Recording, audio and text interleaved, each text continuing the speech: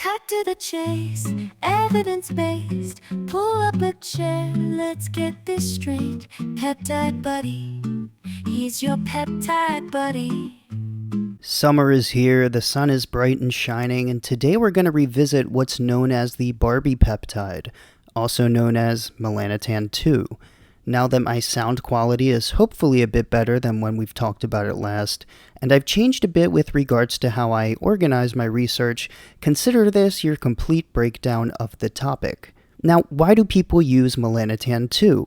Well, for a couple reasons, obviously, predominantly the aesthetic skin tanning effects, sexual enhancement, glucose management, cognitive augmentation, and other perceived benefits. So what we're going to do is discuss what the peptide's derived from, what it acts on, overview the roles within which it's been investigated, clinical data, pharmaceutical history, and finally open the floor to questions as I posted a prompt in the community tab because I love interacting with you all, why not?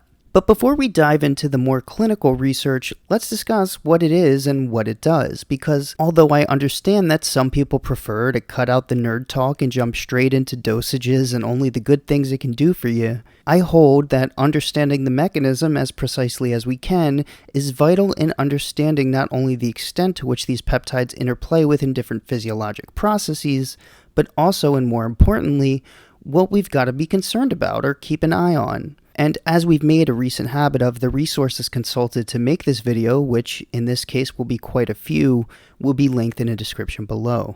So Melanotan II is a potent compound that was created to be analogous to alpha melanocyte stimulating hormone, or alpha MSH. Alpha MSH is an endogenously produced compound that acts as a non-selective analog of different melanocortin receptors, predominantly MC1, MC3, MC4, MC5, but not MC2. And understandably, different melanocortin receptors are involved in different roles, and the biochemical interactions that they have are quite complex. For instance, the melanocortin 1 receptor is expressed in skin, immune cells, the brain, placenta, testes, adipocytes, amongst others, and its main functions revolve around pigmentation and anti-inflammatory effects. The melanocortin 2 receptor is involved in adrenal steroidogenesis. The melanocortin 3 receptor is predominantly involved in energy homeostasis and anti-inflammation. The melanocortin 4 receptor is also involved with energy homeostasis. And our idea about primary function of the MC5 receptor is in exocrine gland secretion, oxidation of fatty acids, and lipid metabolism. And so MT2 acts on these different receptors with exception of melanocortin receptor 2. It isn't unlikely that it affects more functions than may meet the eye, and by that I mean it's not just an injectable suntan. And if you do a quick search on Melanotan II through PubMed, you'll see that the contexts within which it's been investigated are quite broad. As we already hinted at, MT2 is potent, pretty resistant to enzymatic degradation, and is interestingly an analog to another peptide we talked about in detail before called bremelanotide, or PT141, which, as we may know, has been FDA approved as Vyleesi for management of hypoactive sexual desire disorder in premenopausal women. Okay, so if you're still watching, we do have quite a bit more to go. However, I would appreciate that if you like this type of research-derived peptide content, hit that subscribe button and do the small peptide YouTuber a big favor by doing so. I'll continue to make these videos regardless, but your support means more than you may think. If you do like this video, give us a thumbs up, hate it, give us a thumbs down, and if you feel so inclined, initiate a public outcry and raise your pitchforks. I'm here for it all. Thank you in advance. So Melanotan 1 was a peptide constructed to nearly resemble the structure of alpha melanocyte stimulating hormone, while MT2 is a shortened version of MT1, and they're considered super potent analogs. And interestingly, research on skin pigmentation in humans was discontinued grossly due to the production of erections in male volunteers, which would understandably make any scientific research setting a bit uncomfortable. And although this study was conducted in 3 volunteers, it did show a skin pigmentation change in 2 of them, and in the 2 subjects with escalated dosing regimens, one of them developed somnolence and fatigue, and mild nausea was experienced by all. And MT1 also has shown skin tanning properties, most pronounced in those who use the peptide in combination with achieved natural sunlight. And understandably, a concern with this peptide is augmentation of skin cancer risk. And although not fully elucidated and evaluated in a single preclinical mouse study, this article suggests that topical administration of Melanotan II may suppress progression of melanoma, which would be almost the opposite. And although the findings don't suggest anything about development of melanoma, the idea that the peptide could perhaps be involved with halting its progression is of course fascinating. However, a case report we've discussed before talks about a patient who developed a melanocytic lesion after use of MT2 in combination with sunbed tanning, which is of course confounded by the dangers of suntanning, family history, and other risks, but important to keep in mind all we have access to. On top of that, there's a report of a 40-year-old male with a history of melanoma who took some MT2 and developed new atypical-looking nevi and worsened appearance and growth to the previously exhibited ones that actually gained improved appearance after he stopped taking the peptide. Now let's take a look at another clinical study that evaluated MT2 use in 20 men with psychogenic and organic erectile dysfunction. And the results were overwhelming in the sense that in the absence of sexual stimulation, 17 of 20 of the men enrolled experienced an erection after its administration. Also interestingly, as was reported in another study as well, nausea and yawning seem to be two of the most predominant side effects, and are both frequently reported. It did show a bit of an impact on sexual desire as well, positively. However, two of the biggest concerns researchers had were the latency with which participants developed an erection, on average 112.6 minutes, and the high incidence of severe nausea in the 0.025 milligrams per kilogram group.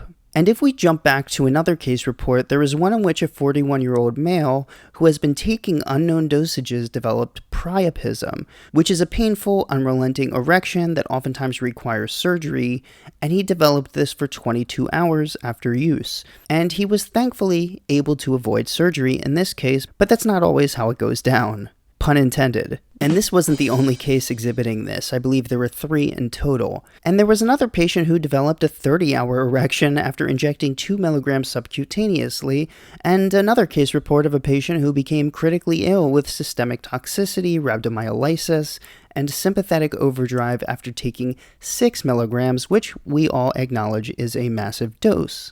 Okay, so now let's cover a few other interesting topics, which are more minimally evaluated and typically of less concern to humans using this product, but worth having in a comprehensive overview nonetheless. The first is with regards to glucose metabolism. So a study in mice sought to evaluate the relationship between the melanocortin 3 and 4 receptors on insulin sensitivity, and so melanotan II was injected straight into the central nervous system. And it did appear to modulate insulin sensitivity via insulin-mediated glucose disposal. Also, in rats, administration of the peptide appears to have appetite-suppressing qualities, exhibited in a dose-dependent manner, and the rodents administered MT2 showed persistently reduced fat mass, even after they were able to feed again. Skeletal muscle was reduced in these rats, but researchers feel it was proportional to the decreases in body mass. Now, one viewer in particular asked me to hone in on the relationship between agonism of these melanocortin receptors and cognition, in particular autism spectrum disorder. To be clear, the research in this field is scarce when compared to its sexual enhancement properties, but I'll try my best to dissect it. And when we're talking about autism, researchers developed interest in the relationship between oxytocin stimulation and improvement in social deficits. And since the MC4 receptor stimulation is thought to cause release of oxytocin, the idea is that this peptide could improve social features. And in this autism rodent model, some social behavioral metrics were improved. However, in the otherwise normal mice, there wasn't really a social change, but there was weight loss. And to be clear, the autism model wasn't an autistic mouse, quote unquote, but a maternal immune activation mouse with autism-like features.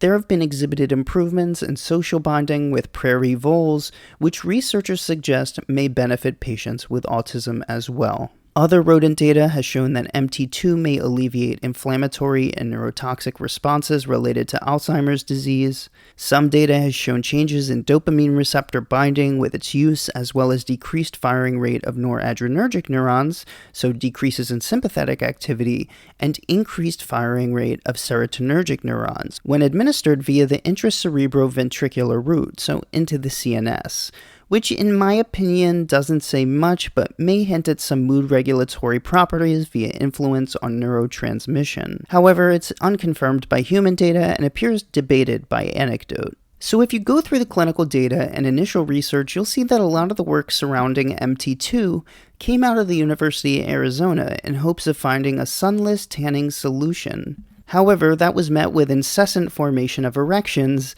but was unfortunately found to possess pretty frequent occurrence of nausea. And although initially hosted by a pharmaceutical technology company called Paladin, its use for these aforementioned concerns was disbanded. However, the company really overtook the field of investigating medications that would agonize melanocortin receptors, one of which is bremelanotide, aka PT-141, that is now interestingly being investigated as an adjunct to GLP-1 therapy, for example, to be used in addition to semaglutide. Now the company's big bucks come from Vyleesi, which we've talked about here before, the extremely expensive drug used for hypoactive sexual desire disorder in premenopausal females. I don't know if you like these parts of the videos where we analyze the pharmaceutical paths of these compounds, but I find them interesting, and if they exist, I tend to include them.